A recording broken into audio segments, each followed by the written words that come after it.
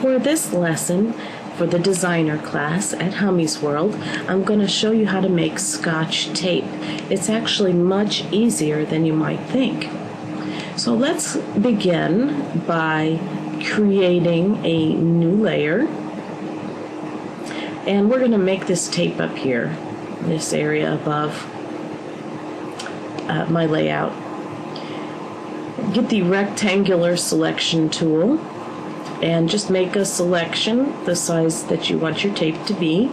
There's no exact science for this. Of course, working in a 12 by 12 300 ppi document will help you to visualize this a little bit better. As you can see, this piece of tape is a little big compared to my other tape, so I'm going to make my selection again. Next, you're going to get a foreground color that is a gray color. If you click down where we have the reds all the way down, and I'm clicking right along the edge, and any of these would work right along in here. Or if you want, I found a simple shortcut. If you just manually type in the anyway, the hex code CCCCCC, you'll get a nice color gray also. And click OK. And you can use your paint bucket tool if you want, but I'm going to hit my Alt key and backspace key, and that's going to fill that with my foreground color. Now I can hit Control D to deselect. Now we have to make the edges jagged.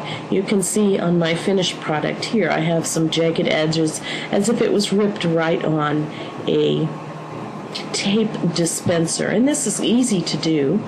Grab your polygonal lasso tool. It takes a little bit of practice.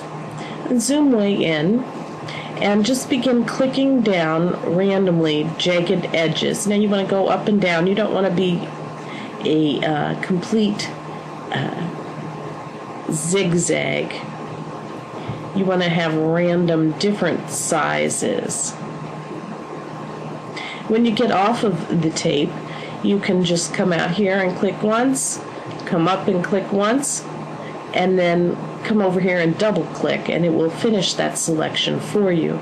And then simply hit delete on your keyboard and it deletes that away. Control D deselects. Now that's a little rough, but we'll leave it. Sometimes you need a little bit of practice. I did a lot better the first time I did it. Right before this tutorial on that other piece of tape. But let's go do the other side. Maybe not make it quite as rough this time. Go a little quicker. When I get up here, I'm going to double click and it completes that selection for me. Hit delete on my keyboard. Control D to deselect. You can see that looks a little bit better. Not quite as drastic. This one looks a little too zigzagged and haunty.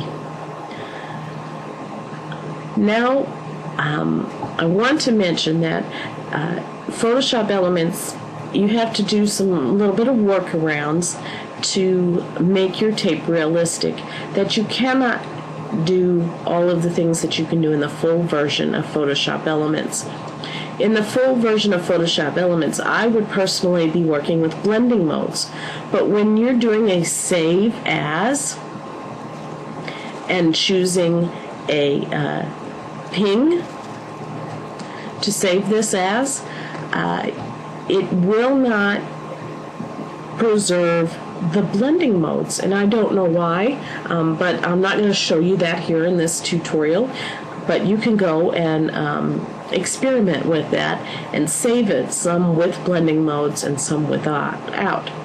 So basically in Photoshop Elements, what does get preserved when you do a save as is your opacity. So just lowering down this opacity until it looks like tape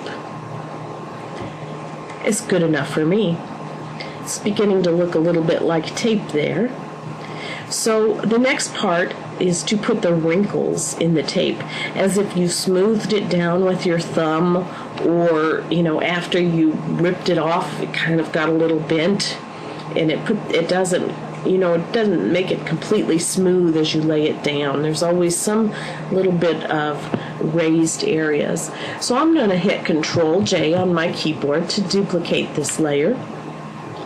And I'm going to change the blending mode a little bit, and I'm going to raise it up for right now, but we'll be lowering it down again in a little bit. I'm going to get my burn tool and adjust your brush size using your bracket keys. And then simply draw. I have midtones and 100% selected up here. Simply draw to add some lines. Now you remember, you have to remember that when you're pushing along with your thumb, you're kind of most likely going to be going in the same direction. So you don't want to make these in too many different directions. Now I'm going to lower my opacity till it looks a little bit more realistic. And then I can get my dodge tool and also work with it. Maybe make the raised areas a little bit lighter, or maybe if there's a dark area that's too dark, lighten it back up. Go back and get my burn tool again and maybe add some more. Darken up some of them. And a lot of this is just imagining in your head the realism that might be there. And it takes a little bit of practice. But there you see, I did a lot better with my first one than this one. And I'm going to actually, what I'm going to actually do, and I remember this after doing the first one, after you add this layer and lower the opacity to blend in with the layer below, it makes it darker than it needs to be. So you need to go back to this original layer and lower its opacity way down. Now you can see it's starting to look more realistic. And then you can go back and play with your dodge and your burn tools. Now to make it even more realistic, on this first one, I added some layer styles. Under the effects palette, if you go to the inner shadows, you're going to see one for reverse inner shadow. Apply that and you're going to immediately see how that makes it even more realistic. And then I simply went to the regular drop shadows, added a low drop shadow, but that's a little bit too high. It's not quite low enough, so I'm going to open up my style and effects and drop that way down. Under 4 on each of these settings, the size and the distance, but you'll have to kind of choose for yourself what you think is best. So those two, the very low drop shadow and the inner shadow for reverse shadow, is what really helps to give this a more realistic look. And those layer styles are only applied to your first layer. So it only takes 2 layers to get this to work. And now you can see how realistic it is. Now to save it for reuse or for sharing with others, make all of the other layers invisible here. Get your crop tool, crop around it, and then do a save as a PNG file. And just hit undo when you're done saving and bring all your other layers back to save this document. Of course, we don't need this layer. It's something I was just playing with. It's a little bit too low on the opacity. I'm going to higher it up a little bit. And this one too. There, I think that looks a little bit better. So there you go. That's how you make tape. It's pretty easy. I would actually go back probably and tweak this. I've got a lot of this a little bit too dark in here. But it's definitely just a lot of playing, and I hope you have fun, and I look forward to seeing what you can do with this.